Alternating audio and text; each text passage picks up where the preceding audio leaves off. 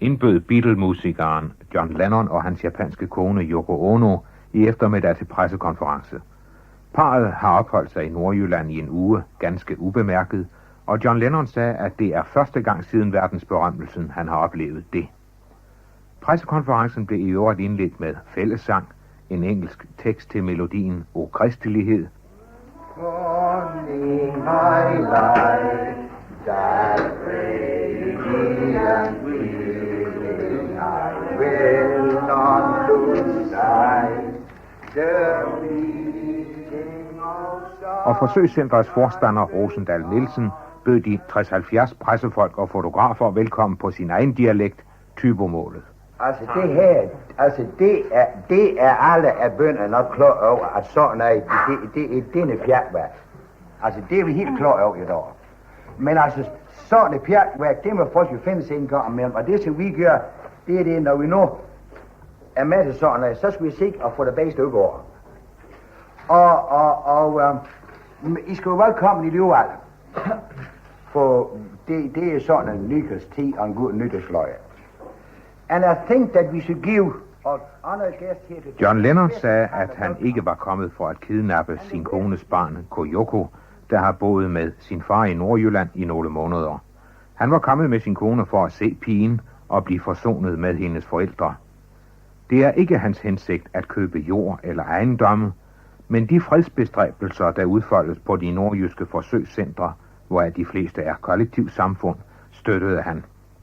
Skriv bare, at vi er nogle idioter, sagde han, men husk, at vi talte om fred i verden, og så er alt andet lige meget.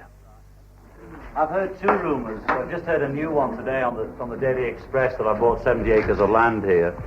Every country I go to, the press seem to think I'm going to buy 70 acres of land. I've just been to Greece recently, and I thought I was going to buy land there in Canada. Det var Paul Poulsen, der stod for reportagen fra pressemødet med John Lennon. Det hørte man i dag i Skyrum Bjerge ved Thisted, hvor John Lennon fortalte om sin kamp for freden. Vi havde Lasse Jensen med til pressekonferencen, som startede sådan. Altså, melodien, det er det levende slag, altså. Og kristelighed, den kender vi. Har vi alle sammen sang? Så vil du begynde så? Ikke foran. Where are han? Cyrus in the other house putting the dog away. Oh. Morning, my life, that radiant gleaming, I will not lose sight, the meeting of John, what kind of man are you really? I'm a nervous guy, you know. You are? Yeah. Okay, well, you're the next hospital at home. Yes. Okay. You became 6 days in Denmark without publicity. Yes. Still, you are the Beatles. Do you mind talking about the Beatles for a couple of minutes? Anything you want to know now. I mean, the 7 days is up and I'm here to... You ask me anything you like, you know. Yeah. I know that hundreds of newspapermen have written themselves to death about Beatles split up. I would be sorry to do the same mistake if it wasn't for an interview with you and Melody Maker or New Musical Express, I don't remember, where you touched it yourself. Yes. Would you tell us if you believe that the Plastic Ono Band will live longer than the Beatles? The Plastic Ono Band will live longer in as much as everybody is the Plastic Ono Band. The Plastic Ono Band isn't one group or 4 people. You are the Plastic Ono Band. So in that respect, Plastic Ono Band will live on. The Beatles will live on depending on how the Beatles feel. You know, we're a group of human beings and we go through experiences or whatever together.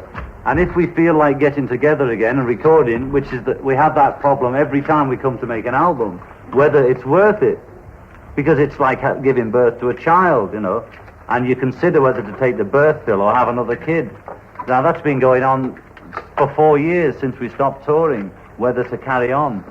So when the Melody Maker asked me, is there any chance of a split? I said there's as much chance of a split as there has ever been, or even more so, because it gets tenser as we grow up, you know. We need more room. And so that's it. So it's... Sådan begyndte dagens internationale pressekonference i Skyrum Bjerge, 20 kilometer vest for Thisted i Nordjylland. Da den forsamlede presse ankom efter flere timers køretur langs snedækkede veje, hvor bilerne stod i grøfterne på grund af det glatte føre, ankom de til Kettrup gamle præstegård, hvor præstekonferencen oprindeligt skulle afholdes. Der var der imidlertid en seddel på døren. Undskyld venner, konferencen er flyttet til Skyrum Bjerge. Hilsen John og Yoko Lennon. Og så begyndte pressekonferencen med en John Lennon-version af O Kristelighed. Det var jo Vestjylland. Og derefter indrømmede John Lennon, at han i virkeligheden var en nervøs mand, men han var mest nervøs for verdensfreden. Og derfor hans og hans kones nye korstog mod krigen, med store helsidesannoncer i blandt andet New York Times. Krigen er slut, hvis du ønsker det. Teksten på annoncerne var formet netop sådan, fordi det, som han sagde, det er op til os at skaffe fred. Vi har magten. Hvem har der ellers magten? Hvis nogen tror, det er naivt, så lad ham komme med en anden løsning. John Lennon sad mageligt tilbagelænet i en stor sofa sammen med sin japanske kone, Yoko Ono, og konens 7-årige dreng, Koyota, som John og Yoko var kommet til Vestjylland for at tale med. På et spørgsmål om, hvorvidt John Lennon var Black Panther, svarede han, jeg er ikke højreorienteret, venstreorienteret eller middelorienteret. Jeg er hverken sort panter eller hvid kristen. Jeg er kun tilhænger af menneskeheden. Senere sagde han, at han solgte fred. Er Henry Ford måske naiv, fordi han bliver ved med at sælge? Hvorfor bliver folk ved med at sælge sæbe? Fordi de sælger en ny blå sæbe. Vi sælger en ny blå fred. Folk tror, at fred er en nødvendighed, sagde John Lennon. Det er imidlertid en myte.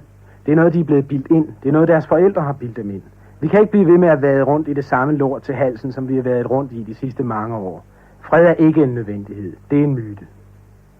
I don't belong to any left wing, right wing, middle wing, Black Panthers, white Christians, Protestants, Catholics, or nothing. Think if we had this poster that says war is over if you want it. We all sit round pointing fingers at Nixon and the leaders of the country saying, Beatles bliver med jævne mellemrum opløst både hed og did af presse og af publikum. Men splittelsen i gruppen er dog ikke værre, end at deres nye LP efterhånden er på trapperne. Den kommer sidst i denne her måned, eller i hvert fald i begyndelsen af næste. Langt størstedelen af snakken omkring de 4 Beatles er rygter, og for at få ren besked benyttede Pop 3 lejligheden til en snak med John Lennon selv under hans aktuelle ophold i Nordjylland for nylig. Her er, hvad han har at sige om sagen. the Beatles will live on depending on how the Beatles feel. You know, we're a group of human beings and we go through experiences or whatever together. And if we feel like getting together again and recording, which is that we have that problem every time we come to make an album, whether it's worth it, because it's like giving birth to a child, you know, and you consider whether to take the birth pill or have another kid. Now that's been going on for 4 years since we stopped touring, whether to carry on. So when the Melody Maker asked me, is there any chance of a split? I say there's as much chance of a split as there has ever been, or even more so, because it gets tenser as we grow up, you know. We need more room. And so that's it. So it's like that, you know. 50-50? Yes.